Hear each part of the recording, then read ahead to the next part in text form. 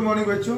देखिए आज हम आप लोगों को क्लास 10th प्रश्नावली 8.1 त्रिकोणमिति बताने के लिए आए हैं।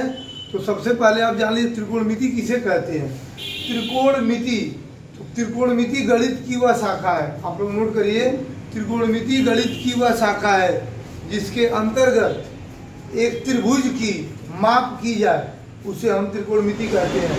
तो त्रिकोणमिति की उत्पत्ति हुई है त्रिकोण प्लस मिति शब्द से।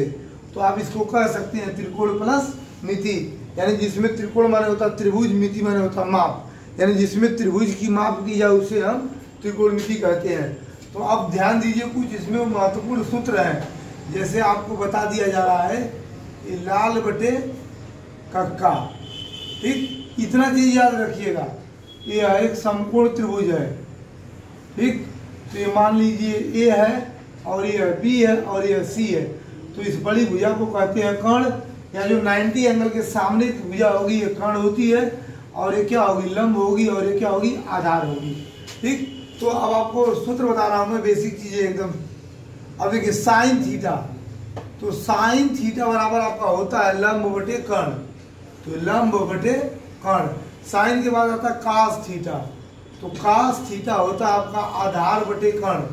तो आधार बटे कर्ण, साइन कास टैन, तो टैन थीटा होता है आपका लंब बटे आधार। एल फॉर लंब, ए फॉर आधार, ठीक। तो साइन का उल्टा होता है कोसेक, तो यहाँ लिखेंगे कोसेक।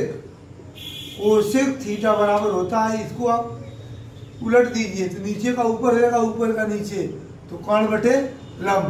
फिर अब कास थीटा, तो कास का उल्टा होता है सेक थीटा, तो सेक थीटा बराबर हो जाएगा कर्ण बटे आधार, ठीक। और टैन का उल्टा होता है काट थीटा, तो काट थीटा बराबर हो जाएगा आधार बटे लंब। इतनी चीजें आप ध्यान दीजिए। और फिर इसके और फार्मूले हैं। साइन थीटा बराबर होता है 1 बटे कोसेक थीटा, 1 बटे कोसेक थीटा।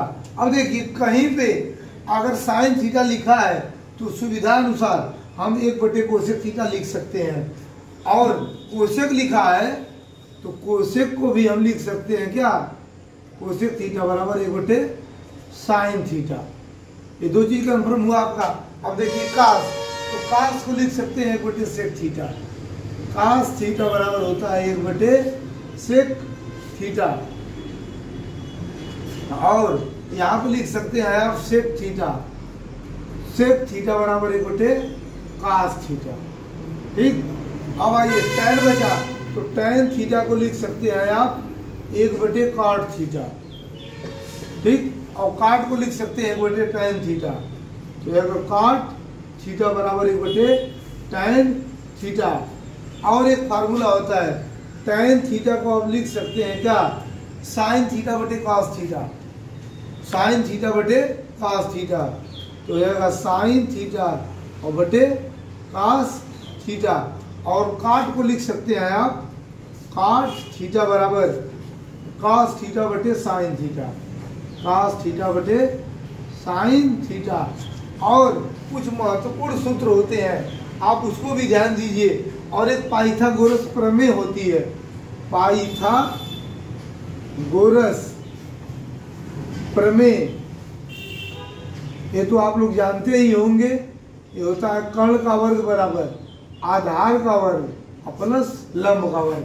अगर इन तीनों साइड में से कोई 2 साइड दे दे, तीसरी साइड पूछेगा, तो आप पाइथागोरस प्रमेय का यूज करके आप इसको लगा सकते हैं। जैसे मान लीजिए सपोज दैट इसका मान कितना दे दे, 13 दे दे, और इसका मान 5 दे दे, और इसका मान क्वेश्चन मार्क पूछ दिया, तो आप ध्यान दीजिए पाइथागोरस प्रमेय में कर्ण कितना दिया है, 13 दिया है, तो इसको लिखेंगे 13 का वर्ग। आधार कितना आपका, ये है 5, तो 5 का वर्ग। लंब कितना है, लंब आपको नहीं मालूम, तो लंब का वर्ग 13 का 13 में गुणा करेंगे 169 आएगा, 5 का 5 में गुणा करेंगे 25 होगा, और एल स्क्वायर का एल स्क्वायर, ये प्लस है, इधर आएगा तो क्या होगा, माइनस होगा, और बराबर एल स्क्वायर, ये घटाएंगे तो आएगा 144 बराबर एल स्क्वायर, या एल बराबर √144। अब इसका वर्गमूल निकालेंगे तो एल बराबर कितना आएगा, 12।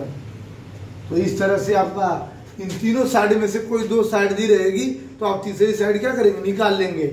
और एक बात ध्यान दीजिए, एक सूत्र होता है sine square theta plus cos square theta बराबर क्या होता है 1। तो यह मुख्य फार्मूला है, इसमें से दो फार्मूले बनेंगे।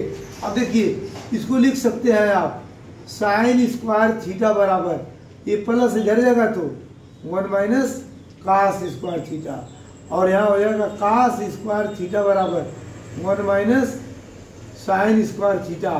आप इतना देखिए, फिर अभी दो फार्मूले और मुख्य हैं इसी तरह, तो उसको आपको मैं अगली वीडियो में बताऊंगा, क्योंकि एक वीडियो में आप इतना कंप्लीट करिए और इसमें सवाल हल करिए, नहीं आएगा तो आप कमेंट करिएगा, आपको मैं अगली वीडियो में बताऊंगा।